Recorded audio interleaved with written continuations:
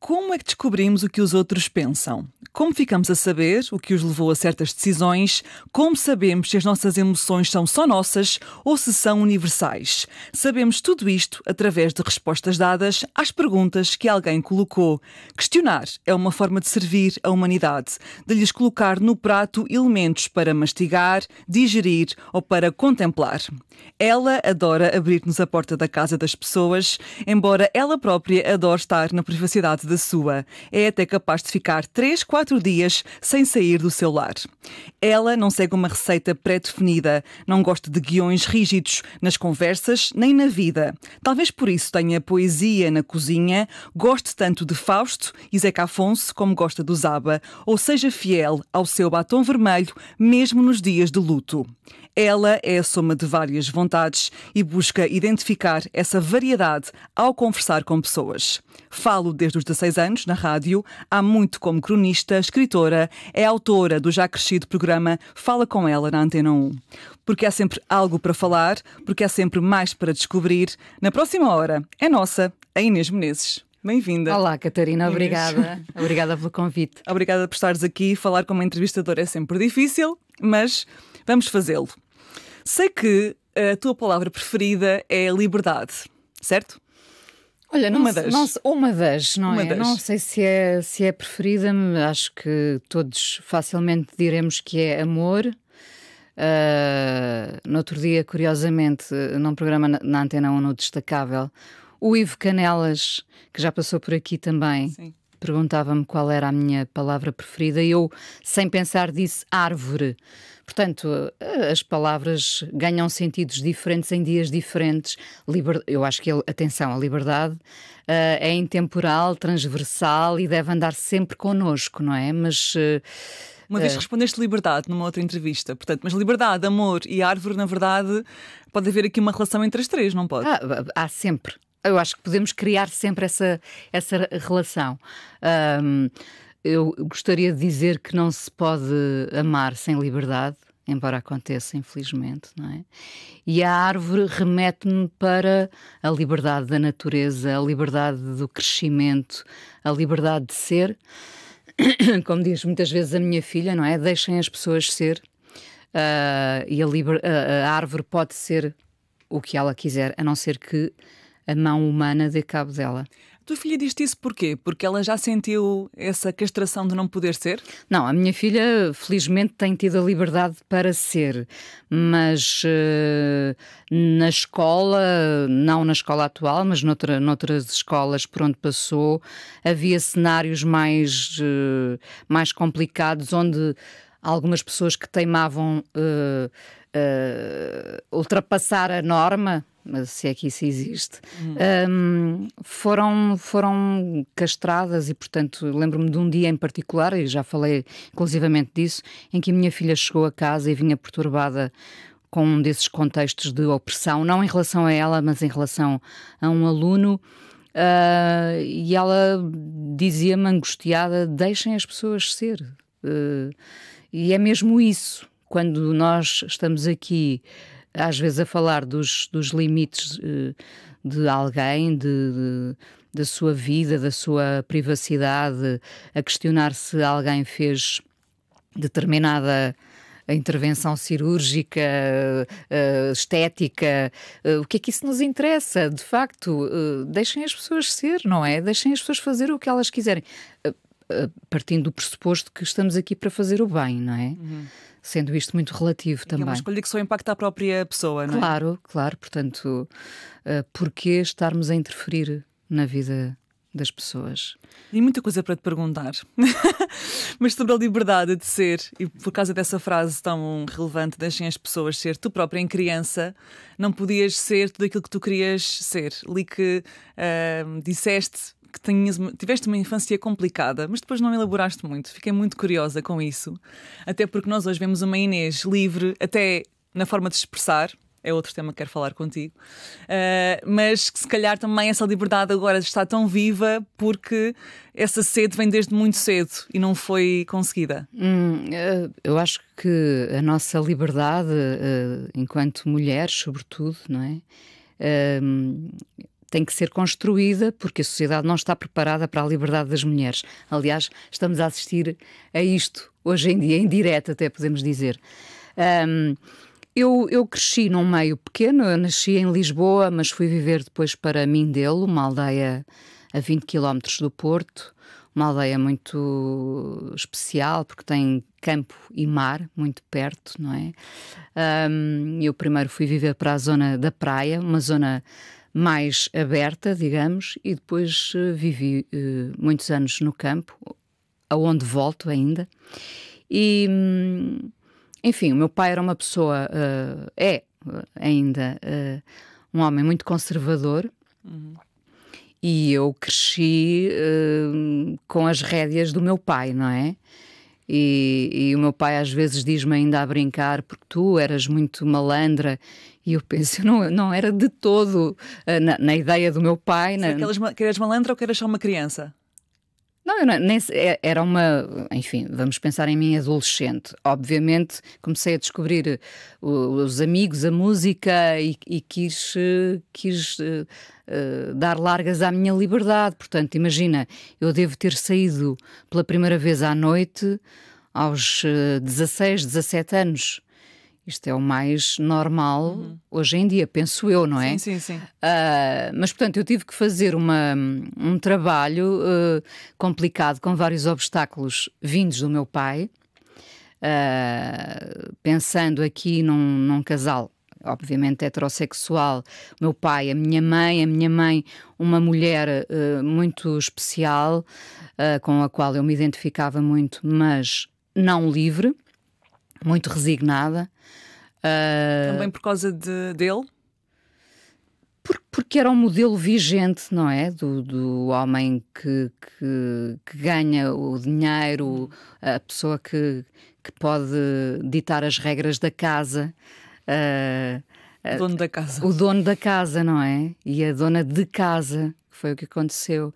E, portanto, eu acho que por ter passado boa parte da infância sozinha, tenho um irmão mais velho, mas o meu irmão também começou a trabalhar. O meu irmão é jornalista, começou a trabalhar muito cedo.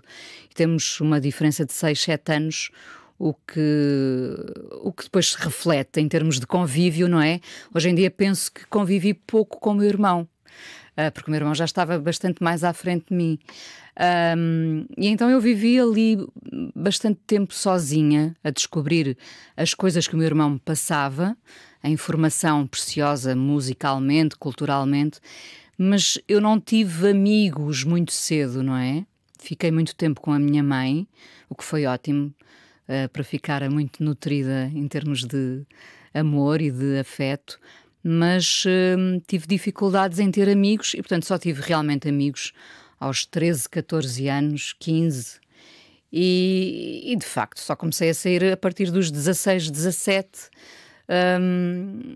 e comecei a construir a minha liberdade aí. Mas nessa fase da infância também houve um lado infantil que foi reprimido, de certa forma? Sim, não sei bem porquê, mas eu costumo dizer que fui adulta precocemente, não é? E, portanto, agora sou a criança que não pude ser. Apesar das pessoas terem de mim, acho eu, uma imagem sempre muito séria, não sei porquê, mas tem. Eu era muito uma mini adulta, num corpo de criança, não é? E agora quero ser uma criança num corpo de adulta. Se é que é possível, se me deixarem. Mas sim, portanto, alguém que tinha responsabilidades não tendo, era eu que criava as minhas responsabilidades, não sei porquê. Que tipo de responsabilidades é que tinhas na altura que hoje olhas e não pensas? Não tinha, percebes? Não tinha, mas lembro-me de muitas vezes sair com a minha mãe, irmos ao Porto, ao médico, e eu era provavelmente a única criança que numa sala de espera com outras crianças não brincava ou não fazia barulho, ficava muito atenta a olhar para os miúdos em volta e a achar que infantis, como é que é possível, não é? Não sei porquê, se calhar por ter passado muito tempo com a minha mãe, com o meu irmão, ter crescido nesse mundo adulto. E atenção, financeiramente as coisas não foram nada fáceis para nós. O meu pai trabalhava, a minha mãe trabalhava muito em casa, nós soubemos muito cedo o preço de todas as coisas. Portanto, eu sabia que só ia poder ter uns sapatos de 2 em 2 anos, ou uma peça de roupa. Eu sonhava em tê-la, mas não a tinha, porque era a costureira da aldeia que ia fazer o modelo que eu queria ter. São coisas mínimas, mas que têm muito impacto em nós durante a infância. Qual é que é o impacto de não se poder ser criança quando se é suposto ser criança, mais tarde? Não sei, acho que fui nutrida a uma espécie de melancolia precoce. Havia sempre uma tristeza qualquer em mim. Eu não sei de onde é que vem essa tristeza. Eu acho que há pessoas que a têm e outras que não. E a minha mãe dizia-me sempre que eu era uma insatisfeita. Insatisfeita não materialmente, insatisfeita. Escrevia uns textos muito profundos e havia sempre uma angústia muito carpida, não sei porquê, mas pronto, estava comigo. Mas provavelmente também terá a ver com esse cenário que não foi fácil na minha infância. Em termos de financeiros, em termos, se calhar, de alguma solidão. Olha, não sei, fui essa criança mais isolada e... Quer dizer, não me arrependo porque também não há possibilidade de arrependimento. Exato. Não é? Eu não vou pedir o livro de reclamações da minha infância. No teu livro, A Máquina de Escrever Sentimentos, dizes: somos sempre miúdos num corpo que envelhece. E agora referias também que talvez o teu lado infantil esteja hoje mais presente. Achas que há quem associe esse lado infantil a uma perda de seriedade? E se sim, porquê que isso é um problema? Sim, eu acho que nós tememos imenso o ridículo.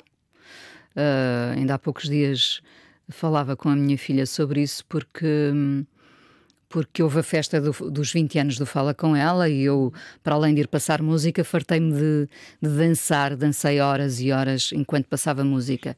E dizia-me... Diz? No Lux. No Lux, sim. E eu dizia justamente à minha filha que não há ridículo, quer dizer, eu não tenho medo nenhum de me expor ao ridículo dançando, cantando, gesticulando, rindo. Não há limites para o ridículo. Tento ser fiel ao que sou, não é? Não tenho muito medo do julgamento dos outros. Claro que, se me perguntares, e aos 20 tinhas? Tinha. Por isso é que Apesar de ser mais aceitável fazer isso aos 20 do que aos 50. Pois, mas agora sinto-me muito livre para o fazer, portanto, e também retirei camadas de seriedade à persona que construí, provavelmente. Percebes? Nós, sem nos darmos conta, vamos construindo uma persona, sobretudo quando trabalhamos na rádio, na televisão, temos uma mínima exposição pública. Eu não tenho muita exposição pública, tenho uma mínima exposição pública.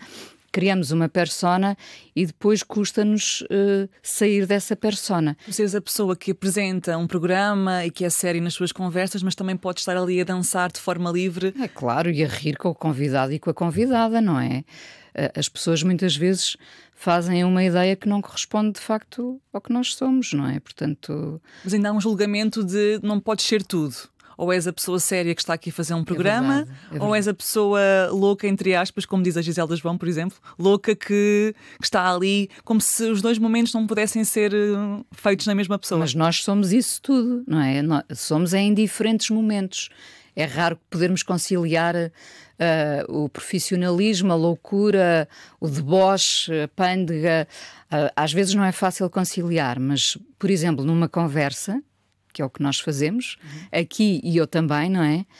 Eu posso juntar esses ingredientes todos. Portanto, eu posso permitir-me ser séria porque estou no local de trabalho e tenho um compromisso com a pessoa que trago até ao programa, não é? Mas depois, durante a conversa, nós durante uma conversa com os amigos somos tudo. Rimos, choramos, desabafamos, vamos buscar as confidências mais subterrâneas. Nós podemos ser 1001 coisas durante uma conversa. Portanto, eu acho que tento ser muitas coisas durante a conversa. Mas como estou na rádio, tenho ali uns limites, não é? Quando estou numa pista de dança ou numa cabine a passar música, posso ser o que eu quiser. Que camadas são essas que tinhas aos 20 anos e das quais te foste libertando? Associavas, lá está, aos 20 anos a eu quero ser profissional ou eu tenho um programa e tenho que me comportar de certa forma, por exemplo? Ou era sobre ser mulher também? Talvez, não é? Tendo como exemplo aquilo que a minha mãe não pôde ser, livre. Eu fui muito. Eu acho que me tinha que dar ao respeito para ter respeito, não é?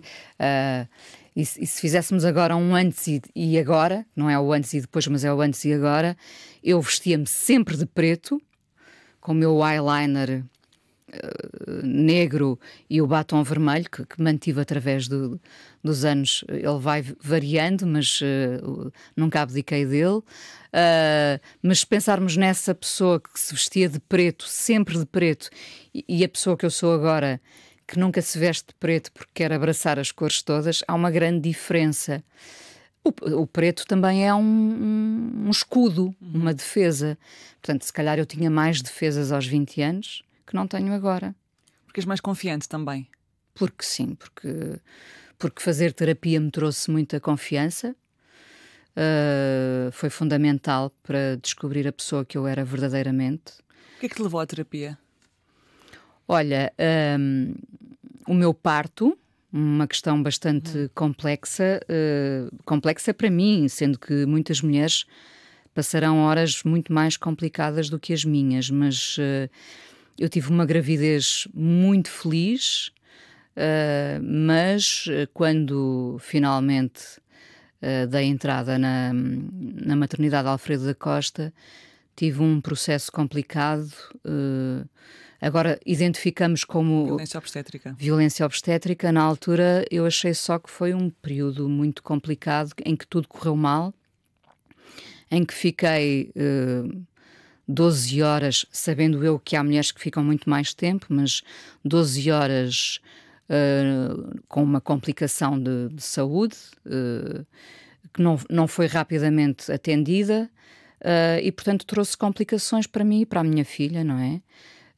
Obviamente, ao fim dessas 12 horas, já eu com a máscara de oxigénio, acho que já não estava sequer em mim, estava com uma febre altíssima, ninguém percebia isso. Acabei por ir para a tão temida cesariana, temida para os custos do nosso Serviço Nacional de Saúde. Eu compreendo perfeitamente, mas obviamente eu não estava à partida a sonhar com a cesariana. E depois a minha filha teve que ficar internada na maternidade e foi um processo muito complicado para mim. Percebeste que é violência porque percebeste depois que houve negligência também? Olha, houve negligência e houve uma coisa que eu espero que já tenha mudado, que é, tu entras na maternidade, espero que já seja diferente, portanto já foi há 18 anos, e és uma espécie de corpo à disposição da medicina. Do pessoal que está ali a auxiliar o teu momento, não é? Portanto, imagina, durante o tempo que eu lá estive, fui submetida a 30 toques.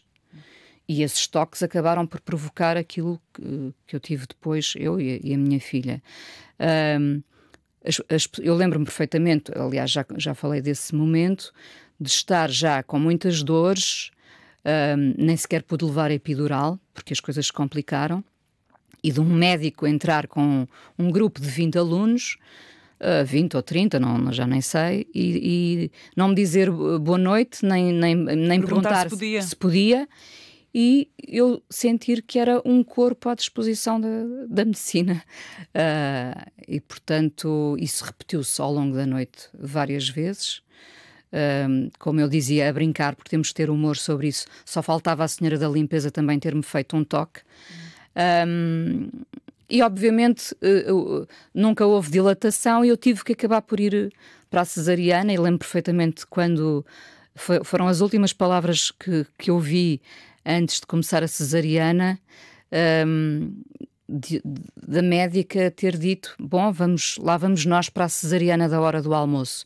Portanto, percebi claramente que havia ali prazos e metas que não se podiam ultrapassar, que tinham que se cumprir, e eu calhei na cesariana da hora do almoço, sendo que tinha entrado à meia-noite do dia anterior, e fui realmente salva pela minha médica, que não estava de serviço e que foi lá de propósito 12 horas depois, porque o pai da minha filha começou a pedir-lhe para ir e ela chegou. Quando me pôs a mão na barriga, eu prendi a mão, eu estava a ferver, com febre, e ela disse: esta mulher tem que ir imediatamente para a cesariana. E pronto, e depois houve as complicações de minha filha ter ficado internada. E foi um processo muito complicado para mim. Portanto, de certa forma, eu fui para a terapia. É engraçado porque eu trabalhava nessa altura na Radar, que era em frente à maternidade, e a minha psicóloga também era em frente à maternidade. Portanto, tu resolvias tudo. Resolvia e não resolvia, percebes? Porque eu passava todos os dias em frente à maternidade e lembrava-me do que tinha acontecido. E o que tinha acontecido não tinha sido mesmo bom. Posso-te contar várias situações.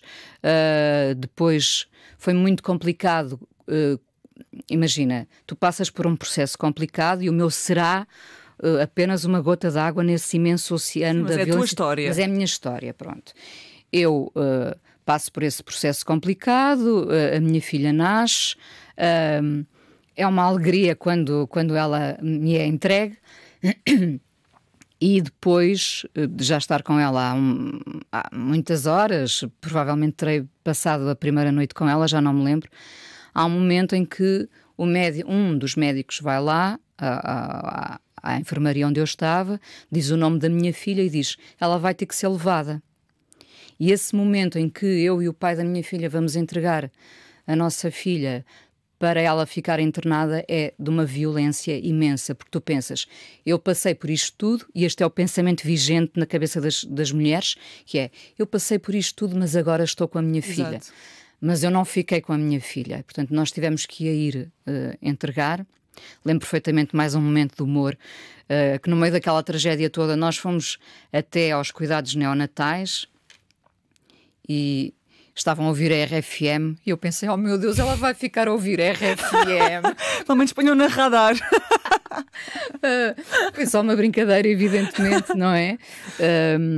Pronto, mas ela ficou internada esses 10 dias e lembro-me, eu própria, porque depois também passei a levar com antibiótico na veia, tal como ela, não é? Porque tivemos uma infecção. E lembro-me, eu não consegui dormir durante as noites em que estive na maternidade, e lembro-me de ouvir mulheres. Havia uma mulher negra que chorava muito, ela devia ter dores profundas, não sei, e eu lembro-me de ouvir uma enfermeira que lá ia de madrugada e lhe dizia: estás a gemer porquê? E eu pensava: meu Deus, onde é que está a humanidade? Ficou à porta de que sítio a humanidade, num lugar onde devia haver todo o cuidado connosco, que estamos num frágil, não é? Estamos num lugar de vulnerabilidade extrema, de fragilidade, que é tão fácil chorar. Eu fartei-me de chorar. Eu lembro perfeitamente quando vim sem a Maria Inês para a enfermaria, onde estavam 7 ou 8 mulheres com os seus bebés. Eu tinha um espaço exíguo, e é assim mesmo. E eu lembro-me de pensar: eu quero chorar e não tenho privacidade para isso. Fartei-me de chorar, claro, não é? Eu estava ali em mau estado e sem a minha filha. Enfim, havia uma falta de cuidado. Mas tudo isto só consegues nomear mais tarde. Claro, quando estamos a passar pelo furacão não temos quase noção da intensidade dele, não é? Portanto, eu só consegui ver isto depois em retrospectiva, mas rapidamente, porque repara, aqueles 10 dias em que eu tive que me arrastar para a maternidade, não é? Para ir amamentar a minha filha, para a visitar, também foi uma lição de humanidade para mim, porque esse período permitiu-me, ali sim havia muito cuidado com os bebés, e permitiu-me quase fazer as pazes com aquele lugar. Mas fiquei com a ideia de que mulheres maltratavam mulheres, mulheres endureciam a sua posição face a outras mulheres num estado de vulnerabilidade, e foram muitas experiências somadas de maus tratos, sei lá, imagina, Tu de repente estás a amamentar a tua filha e tu não sabes como é que se faz. E é suposto saberes, não é? É isso que te dizem. Mas porquê? Se eu nunca fui ensinada, não é? Muito duro, um lugar muito duro. E não pensem que eu estou aqui a falar de uma posição de privilégio, pelo contrário, já contei que vim de um lugar onde passei por várias privações, mas a minha experiência na maternidade foi talvez a experiência mais traumática que eu vivi. E tenho a certeza, porque quando tornei pública a minha história, muitas mulheres me escreveram a dizer: eu passei pelo mesmo. Me too. Exato. A terapia é para ajudar a nomear o que se sentiu ou é para transformar a dor numa coisa mais fácil de processar? Primeiro, chamar a dor pelo nome. Primeiro, talvez tornar visível a cara das pessoas que estiveram naquela noite e noutras noites, e como eu dizia, e deixaram a humanidade, não sei, atrás da porta, não é? Eu lembro-me já agora também de um momento. Repara, tu passas por muitas horas de vulnerabilidade, fragilidade e vais nessa enxurrada em que a dor se mistura com ok, eu tenho que aceitar que isto é assim. Confias nos médicos, não é? Supostamente aquela autoridade. Que posição devo eu ter, não é? Nós eu perguntava-me, o que é que eu posso fazer? Eu estou aqui atordoada na minha dor, não tenho a minha filha comigo. E lembro-me, a dada altura, agora já me posso rir, repara, de aparecerem, sei lá, 2, 3, 4 alunos e me dizerem assim: agora vamos fazer-lhe o seu curativo. E eu, aí já dominada pela raiva de não estar com a minha filha, pela raiva acumulada destas dores todas, me ter virado para o pobre aluno, estagiário, espero que seja um bom médico, espero ter contribuído também um bocadinho para a humanidade dele. Eu disse assim: quantas pessoas vão assistir a isto? E ele disse: nós, mas eu disse: não, eu preferia que fosse para respeitar a minha intimidade e este lugar onde estou agora, eu não aceito mais ninguém. Porque repara, eu já vinha das experiências todas de ser o corpo oferecido à ciência, não é? Portanto, foi só um exemplo em que eu aí me comecei a impor, do género: não vão assistir 10 pessoas ao meu curativo. Perguntam se podem primeiro. Não há isto. Não sei se agora, 18 anos depois, há. Ninguém pergunta se te pode despir e fazer o curativo. Não. Está ali como dado adquirido que, estando tu na maternidade ou num lugar, um hospital público, estás à mercê daquilo que eles acharem que é necessário fazer e que... Portanto, imagina, talvez 48 horas depois, eu já me permitia dizer: não, eu vou impor as minhas regras. E depois fiquei muito furiosa com as dores acumuladas. Enfim, na terapia eu pude nomear estas experiências todas, muito mais nítidas do que estão agora. E lembro-me, inclusivamente, de anos passados, eu ainda me comover a falar disto tudo. Porque eu depois fiquei arrependida de não ter apresentado queixa.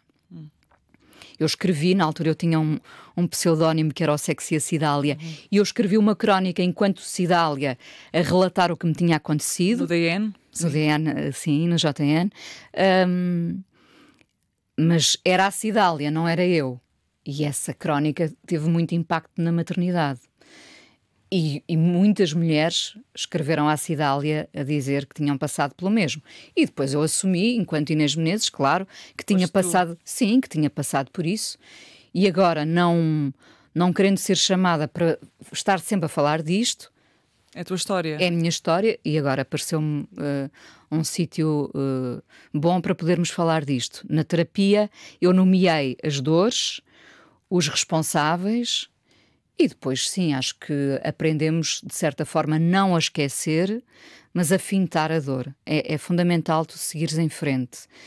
E hoje em dia... Sempre apesar de... Claro, Como te digo, hoje consigo rir-me de tudo isto, consigo rir-me do parvalhão do médico que entrou lá e que me tratou como um recipiente, não é? Com os seus 30 alunos, que não me disse boa noite, não me perguntou como é que eu estava. Porquê? Porquê que não deixam as mulheres num lugar de conforto? Sendo que tudo o que está à nossa volta é desconfortável, não é? É desconhecido. É desconhecido, é um grande ponto de interrogação. E para alguém que vive a tentar pôr as pessoas confortáveis, que é o teu caso, ainda mais estranho é ver alguém que não faz esse trabalho, porque tu tens o Fala Com Ela aqui na Antena 1 há 20 anos já, o que é uma marca muito grande no mundo de hoje. 20 anos são centenas de entrevistas. Pergunto-te, com tanto conhecimento que tu adquiriste sobre as pessoas, o que é que nós temos mesmo que saber sobre a humanidade? O que é que tu aprendeste sobre a humanidade? Olha, justamente que quero deixar as pessoas num lugar de conforto. Eu nunca converso com ninguém, mais do que ser uma entrevista, eu tento fazer uma conversa, não é? Eu nunca quero encostar ninguém à parede, realmente. Nunca quero deixar ninguém desconfortável. Respeito os limites que o convidado impõe, quer dizer, se os houver, muitas vezes nem há, mas se eu percebo que é uma questão delicada, não vou por ali. Porque não me interessa, porque eu não estou à procura de uma manchete, não quero sair do meu programa, da minha conversa, com um troféu na mão. Quero sair do estúdio a pensar: que bom, que conversa boa, em que as duas pessoas se deram, inclusivamente eu. Tu entrevistando tantas pessoas, tu consegues agora identificar sonhos comuns, medos comuns? Claro.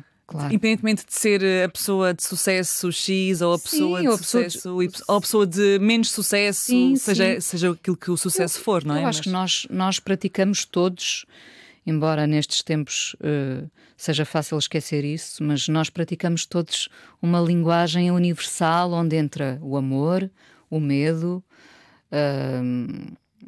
a vontade de concretizar sonhos, até quando não sabemos que são sonhos, não é? Mas eu às vezes estou a conversar com os meus convidados e percebo que as respostas deles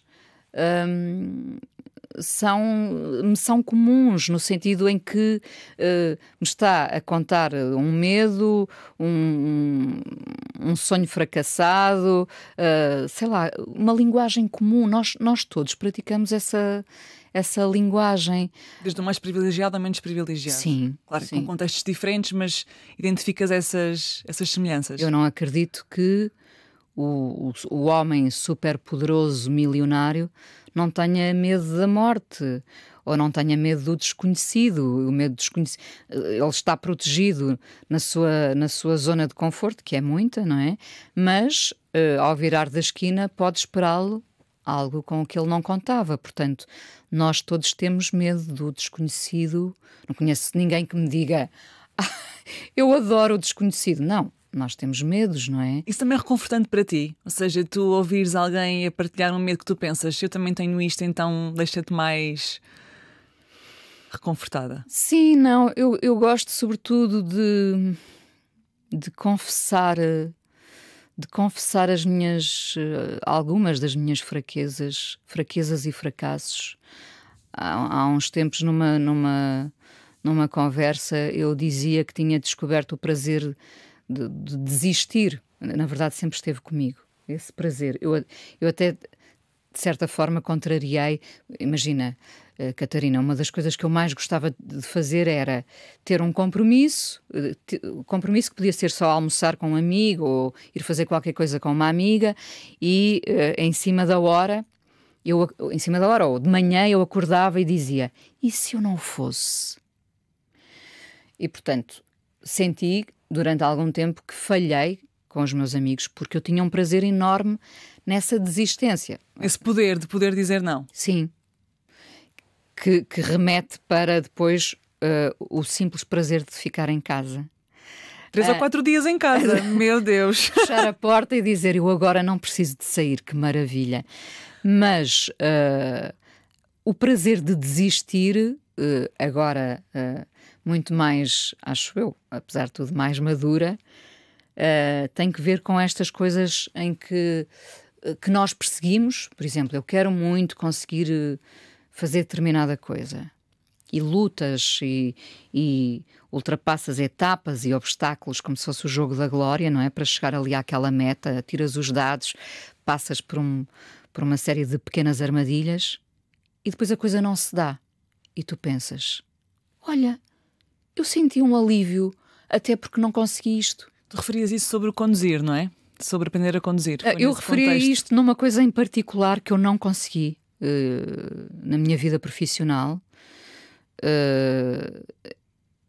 E senti um alívio enorme quando me disseram, olha, não vai acontecer. E eu pensei, podia ficar amargurada, angustiada, sentir um fracasso enorme.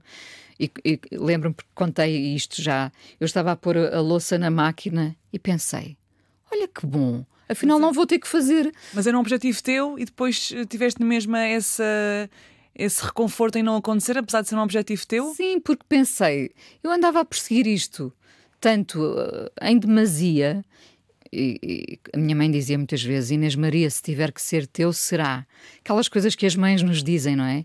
Provavelmente aquilo não tinha que ser meu, ou não tinha que acontecer. E, portanto, em vez de ficar, de tirar a toalha ao chão, não é? Partir a louça já agora não, mas em vez de tirar a toalha ao chão, pensei, pá, não tinha que acontecer, e ainda bem. Senti libertador. Muito libertador. Portanto, é quase um conselho que eu deixo às pessoas, não é desistirem dos vossos sonhos, mas é, quando não acontece, sintam esse poder libertador. Não é fracasso, é só porque não aconteceu e está tudo bem na mesma. E sigam em frente com outras tentativas, mas não nessa direção. Olha, ainda sobre o teu fala com ela, gostava de te perguntar se achas que todas as pessoas dão uma boa entrevista ou dão uma entrevista. Por exemplo, Hitler daria uma entrevista boa? Depende, porque eu não sei se quereria passar uma hora com ele. Essa é sempre, eu parto sempre desta ideia de prazer, tentando eu ser uma hedonista sem fracassar. Eu penso que quero passar uma boa hora com alguém. Eu até gostaria de descobrir mais coisas sobre ele, percebes? Sobre a figura, mas eu não me podia sentar com alguém que cometeu os crimes que cometeu contra a humanidade.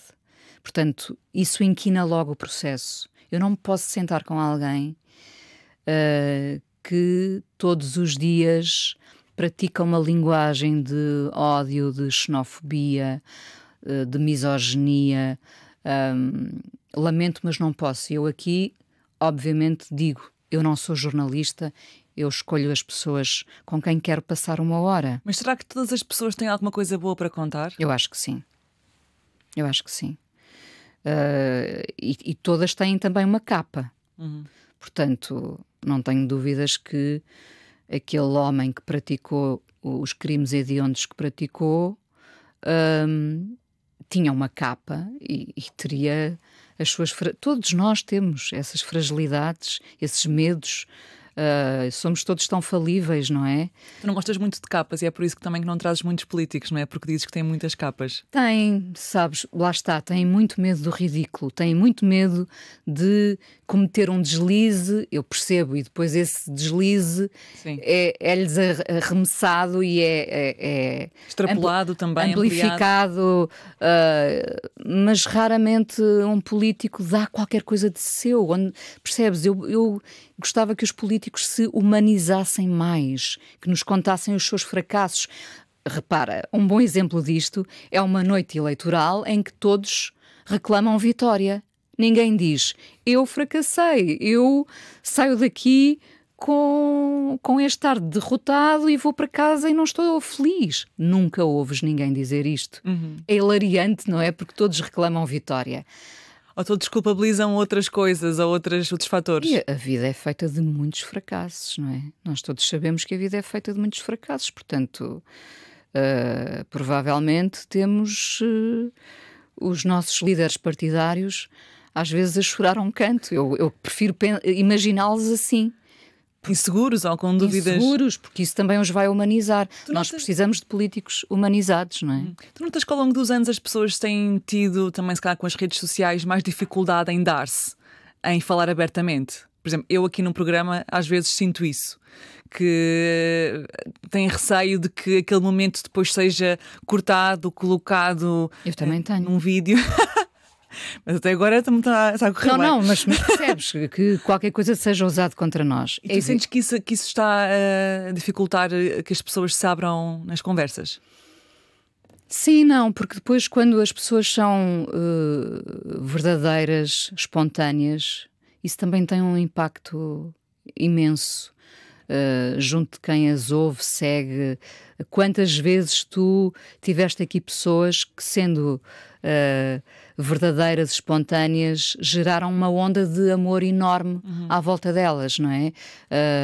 E depois até consegues ouvir alguém dizer: eu nem gostava muito desta pessoa, mas fiquei a admirá-la. Pois claro, porque foi verdadeira. Eu acho que a verdade compensa sempre. Até quando depois vamos para casa a pensar: se calhar eu não devia ter dito isto. Acontece a todos nós. Acontece a todos nós pensar: se calhar fui longe demais na minha. Mas também acontece que a forma como foi dita não seja igual à forma como a pessoa achou que disse, não é? Ou seja, a pessoa acha sempre que disse de uma forma com mais impacto do que a verdade. É como quando nos vemos numa fotografia e achamos que estamos péssimos e a outra pessoa diz: tu não estás assim tão mal ou não estás mal de todo, não é? Quando nós próprios vemos uma fotografia agora de há 10 anos e dizemos: estava ótima, mas na altura não sabíamos. Achavas que estavas sim, péssima. Olha, tu enquanto entrevistadora, com certeza que consomes muitas entrevistas. O que é que tu não gostas de ver nas entrevistas? Hoje o estilo, podemos pegar mais no jornalístico, é um estilo muito aguerrido, não é? Muito intenso. Isso para ti é um estilo... Eu não gosto desse tom agressivo que reina um bocadinho ainda nas entrevistas, mas se calhar, repara, mais uma vez, eu se calhar não faço entrevistas, tento fazer conversas. Portanto, eu não vou partir para uma conversa com um tom... O senhor disse há 3 anos que... Não, eu vou para uma conversa como vou para um encontro num café, num bar, num jantar. Eu não gosto do tom agressivo, sendo que eu muitas vezes também o tenho, mas não é na minha profissão. Quando as pessoas pensam que eu sou só calma ou tenho este ar de Gioconda, não é? Como algumas pessoas dizem a brincar, eu também tenho o meu lado agressivo, porque não sou sempre cândida, mas nas conversas eu não acredito que se retire alguma coisa do outro com austeridade. É um bocado como na minha vida com a minha filha. Eu tento sempre estar na sintonia dela. Deixa-me perguntar também, Inês, porque este programa é muito sobre mulheres. Tu, quando convidas mulheres e quando convidas homens, notas algum padrão de as mulheres têm mais dificuldade em aceitar vir ou vêm com mais receios? Por exemplo, nos eventos, nas conferências, até para listas de partidos, etc. Muita gente diz, e os dados também comprovam isso, que as mulheres acham sempre que não têm nada para dizer, ou que têm que ser especialistas para poder falar sobre aquele tópico, ou que ainda não têm competência suficiente para assumir aquela função. Tu aqui, não sei se notas esse padrão também, porque também são amigas tuas, não é? A maior parte das vezes, ou pessoas que tu conheces bem. Sim, não amigas, mas pessoas que eu já, ao longo destes 20 anos, algumas realmente ficaram amigas ou conhecidas, portanto, também sabem com o que contam. Mas realmente, vou dizer-te, Catarina, que não noto diferença absolutamente nenhuma entre homens e mulheres. Portanto, eu creio que as pessoas vêm com a mesma disponibilidade e com a mesma vontade de falar, e não tenho mais negas por parte das mulheres do que tenho nos homens. Não tens negas, tu? Não. Ninguém se nega. Não, tenho algumas negas. Tens e porquê? Não, tenho algumas negas persistentes de pessoas que nunca quiseram vir ao programa. Porque não querem falar ou não querem expor-se? Sim, ou porque acham que o programa é muito... que elogia muito, ou, enfim, criou-se essa imagem de que o programa é, sobretudo, para elogiar. Não é nada disso. Lá está, mais uma vez. Se vou passar uma hora com alguém, de preferência que seja alguém com quem me apetece conversar. E posso não conhecer de toda essa pessoa, não é? Mas que haja uma curiosidade. Que haja uma sintonia qualquer, percebes? Que hajam... Sim, embora eu ache, mais uma vez, que é possível sempre estabelecer uma sintonia com as pessoas, com toda a gente. A conversa é a tua arte, mas tu também tens outras formas de expressão. Uma delas é a moda. Gostas muito de cores, de padrões. Pergunto-te, a moda e o gostar de moda ainda é confundido com futilidade? Não está totalmente destruído esse mito. Mas felizmente, olha, isso provavelmente foi uma das coisas boas das redes sociais, é que nos começámos a mostrar e a expor sem tanto medo de parecermos frívolas, fúteis. Eu costumo dizer que a moda, o que eu visto, também é um prolongamento da minha identidade, portanto faço questão em vincar este meu lado, não é? E como te dizia há pouco, eu vim de uma adolescência mais sombria. Mais sombria, e hoje em dia abraço as cores todas. Porquê que a moda não é futilidade? O que é que a moda diz sobre nós? Ou como é que nós a usamos de uma forma que é tudo menos fútil, que é útil para nós, que é... Porque repara, há pouco falávamos das capas, não é? O que nós vestimos também pode ser um escudo protetor. Por exemplo? Sei lá... Tu escolhes a roupa consoante a imagem que queres passar num dia, ou a forma como te sentes, ou por acaso estás mais triste e, portanto, a moda é uma forma de tu no meu caso em particular, eu sou bastante coerente e, portanto, todos os dias, por isso é que eu digo, mesmo em dias de luto, uso batom, não é? No meu caso, a moda é uma espécie de bandeira que eu estou permanentemente a içar com muito orgulho. Mas percebo que para algumas pessoas possa ser uma forma de se escudarem, de se protegerem, de se defenderem. Eu tento vestir-me de acordo com o meu corpo. Isso é muito importante para mim. Portanto, não me vais ver em tops, nem em mini-saias. Também nunca usei mini-saias, na verdade. Sempre andei ali à volta de um tipo de roupa intemporal, que eu não sabia na altura que era intemporal, mas agora percebo que era. Mas esta ideia da moda ser fútil, frívola, também é assim porque é associada às mulheres. Se os homens começarem mais, e já estão a preocupar-se muito mais com aquilo que vestem ou aquilo que mostram, vai diluir-se essa ideia da frivolidade, porque... repara, estamos a falar de moda, sendo que tudo isto à volta da moda, em torno da moda, também tem a ver com um privilégio, não é? Nem toda a gente tem dinheiro para comprar, para experimentar. Ainda que hoje em dia esta fast fashion, que tem depois um impacto menos positivo no ambiente, nos permita a todos vestir, ser qualquer coisa mais, e portanto todos ousamos hoje em dia, acho eu, muito mais, e acredito que se vá diluir essa ideia da futilidade e da frivolidade, mas eu acho que é assim porque está associada às mulheres. Tu casaste de smoking. Eu casei de smoking. Também é um statement, não é? Também é uma forma de tu ires contra aquilo que era expectável de uma noiva.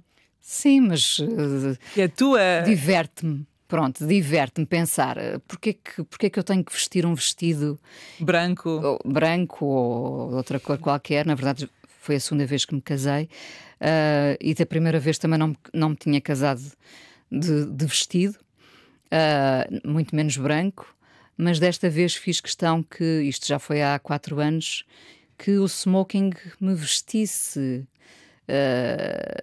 porque se calhar não me sinto bem de vestido também. O que é que gostas no smoking, que te levou a escolher um smoking? Gosto muito de andar de calças, e não sei se sabes este detalhe, mas o meu pai só me deixou usar calças quando eu tinha 10 anos. Portanto, foi uma conquista, O meu pai não me deixava... Eu sou deste tempo, não é? Parece que já foi há 300 anos, não é? O meu pai não me deixava usar calças. Eu só usei calças quando tinha 10, 11 anos, quando fui para o ciclo, e lembro-me perfeitamente da vitória que sentia em mim por estar com umas calças. Portanto, se agora estivermos a fazer uma pequena sessão de terapia... Exato, se calhar vem daí nem também. tinha pensado nisso. Eu uso muito mais calças hoje em dia, e na verdade ter levado calças para o casamento pode não ter sido em vão. E eu não pensei nisso, mas eu sinto-me muito protegida de calças. E depois o casaco e a gravata sempre é diversão. Sempre gostei. Aliás, uso a gravata que o meu marido levou no nosso primeiro casamento. Portanto, isto é difícil de explicar, mas eu casei com 20 anos. E a gravata que o Tiago levou há 34 anos, eu tenho-a e uso-a. Isto também diz qualquer coisa, acho eu, não é? Portanto, eu gosto das gravatas, gosto desta mistura, gosto desta confusão, não é só de padrões, de adereços, e gosto que homens e mulheres os possam misturar. A minha filha, uma vez, eu estava a dizer-lhe, repara, a minha filha é evidentemente de outro tempo, deste tempo, não é? E um dia estávamos a falar de uma série e eu disse, o senhor tinha 60 anos, hipoteticamente, uma série que eu vi, chamada Transparent, e começou a usar brincos de senhora. E a minha filha tinha 10 anos, talvez. Eu lembro perfeitamente, estávamos a subir as escadas do prédio e ela virou-se para mim e disse, não há brincos de senhora, há brincos. E isto foi uma lição para mim. Para casar de smoking e para seres tu próprio, também é importante que a pessoa que está ao teu lado celebre isso contigo. Sim. No caso do teu marido, que é o José Brito. Tem que ser alguém que esteja muito alinhado para tu poderes ser livre. Sim, sim. Acho que ele também começou a compreender... não foi agora, não é? Já há muitos anos, por isso é que estamos juntos. Estamos juntos há quase 10 anos. Desde 2017? Não, conhecemos em 2017, estamos juntos desde 2019.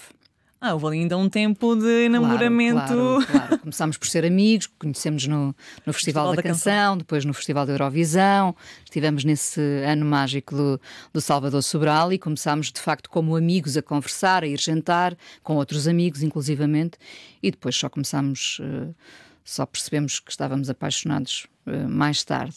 Eu acho que o Tosé, sendo um homem mais velho e de outra geração, achou realmente piada a alguém que pisava o risco neste sentido de casar de smoking, ou como ele diz, nunca conheci ninguém que misturasse esses padrões e ficasse realmente bem, não é? Porque imagina que eu compro uma peça muito esdrúxula, com muita informação. A primeira coisa que o Tosé me diz, o Tosé é um homem que se veste muito bem e tem mesmo gosto em vestir-se, ele diz, isso vai bem com umas calças pretas. E eu digo-lhe, ora, aí está uma coisa que eu não vou usar com esta peça, umas calças pretas. Mas usar outro padrão. Igualmente.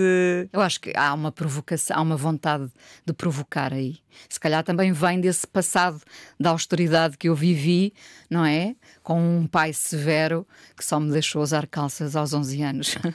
Vocês têm 20 anos de diferença. Este é um tema que num programa destes temos que falar.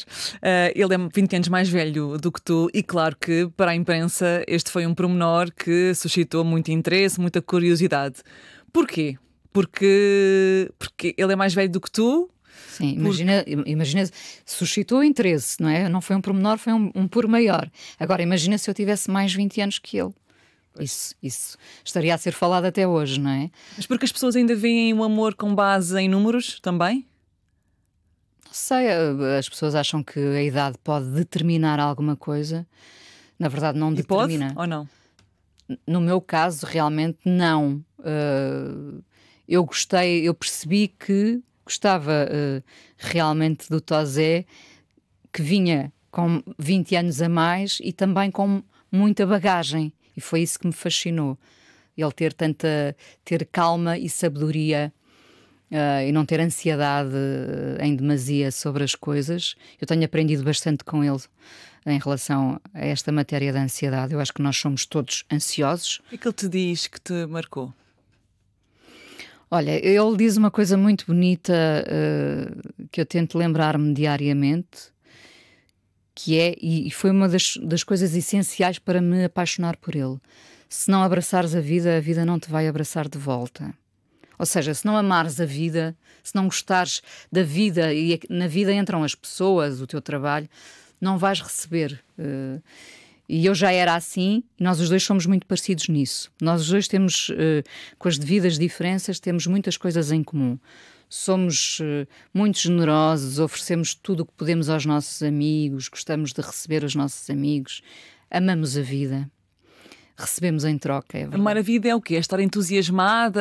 É tentar ser, olha, se quiseres, numa versão mais do domínio religioso, sendo que temos visões diferentes, eu e ele, em matérias de religião, é amar o próximo. Eu tenho sempre isto como base, amar o próximo, sendo que não podemos amar toda a gente, não é? A minha mãe dizia amar, como é que era? Amar, olha, agora não me lembro, uma expressão muito bonita que era, no fundo, amar o outro sem o questionar, não é? Faz-me sentido isso.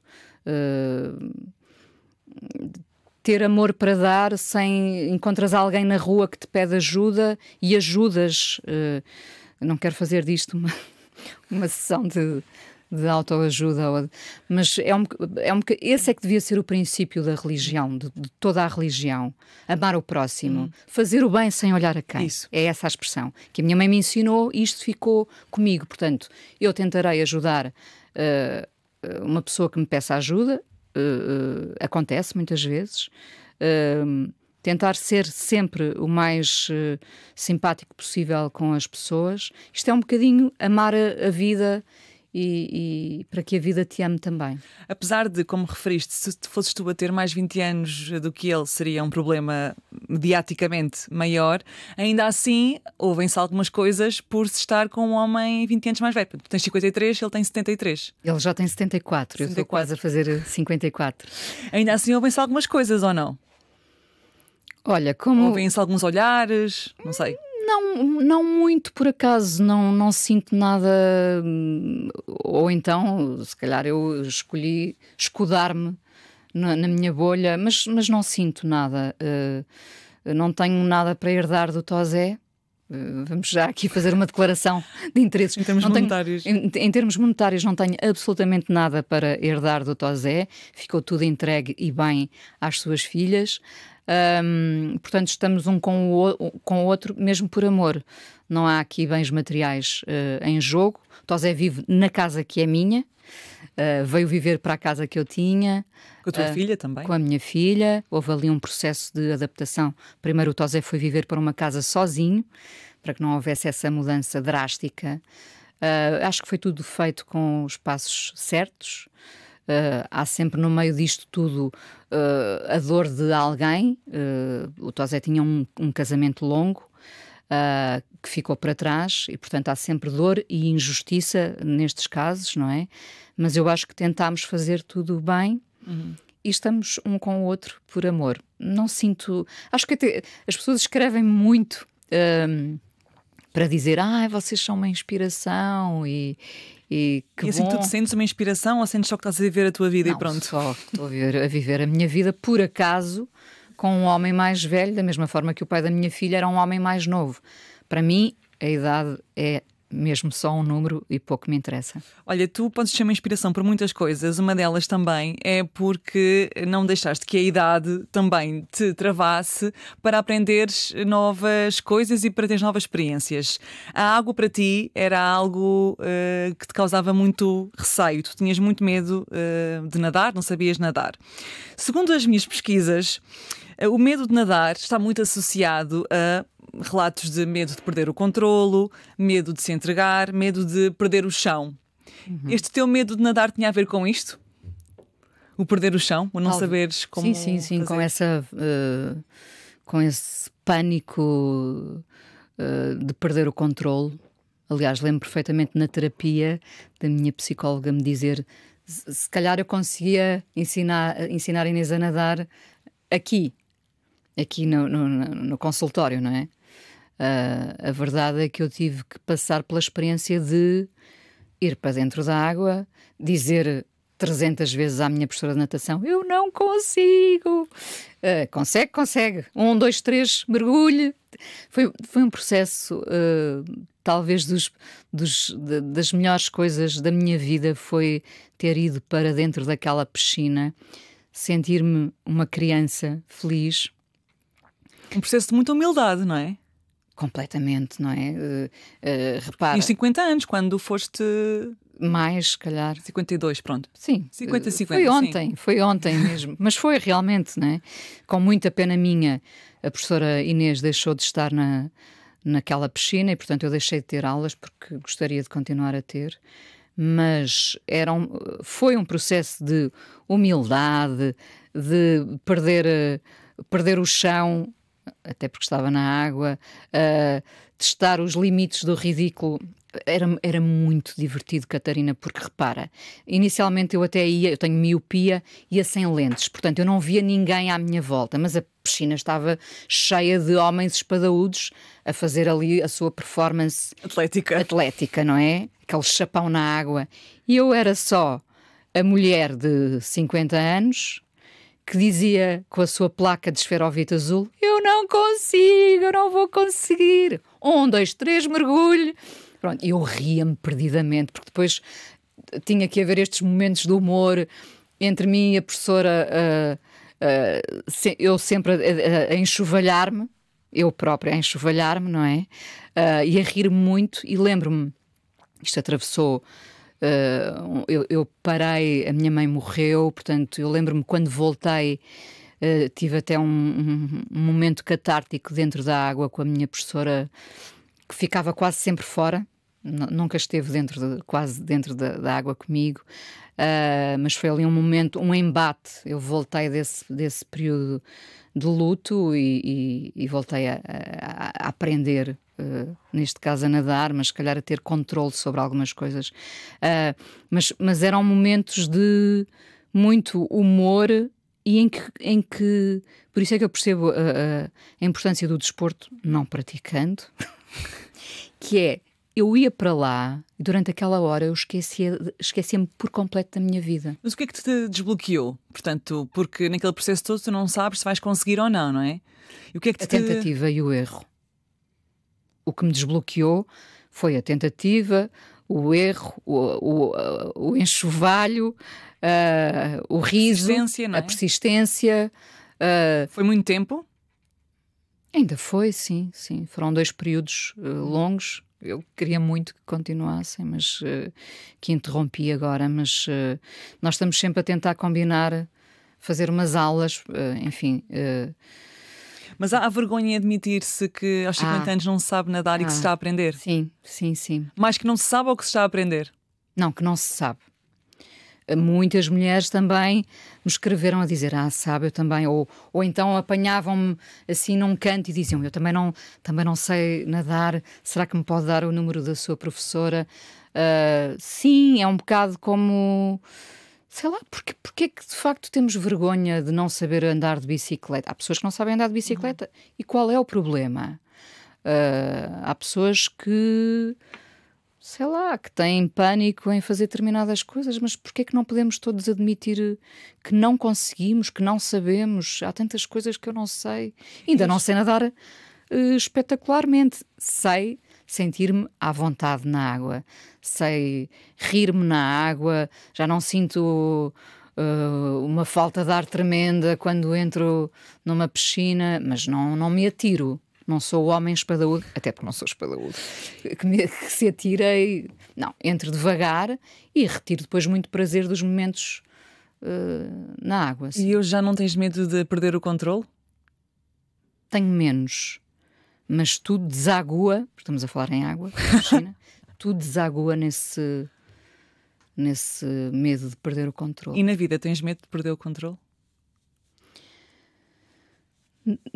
Eu não tenho medo de perder o controle, tenho medo das coisas que não controlo. a noite,